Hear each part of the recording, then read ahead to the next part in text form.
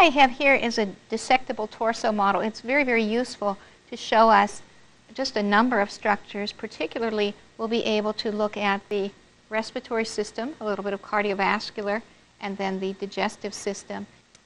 We're ready to look at the digestive anatomy, and of course there's quite a bit of digestive anatomy. I think we need to start at the mouth, because don't we say digestion begins in the mouth? Okay, let's look up there for just a minute. Our teeth, the oral cavity, our mouth, there's the tongue.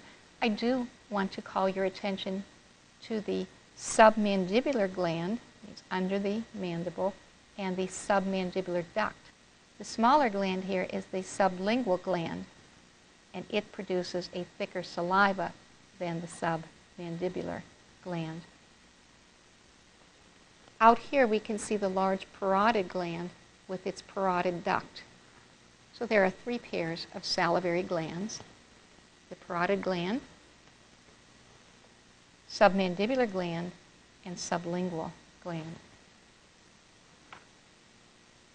Food, when it's chewed, we call it a bolus, will enter the oropharynx and trigger a swallowing reflex. The food will move down the esophagus.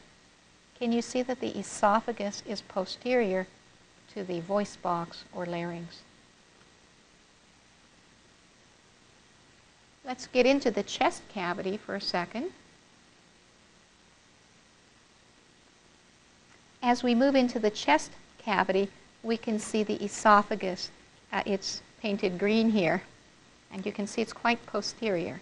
Sometimes when you have a little acid reflux, it can make you feel like it's your back that is experiencing the pain. The referred pain maybe to the back.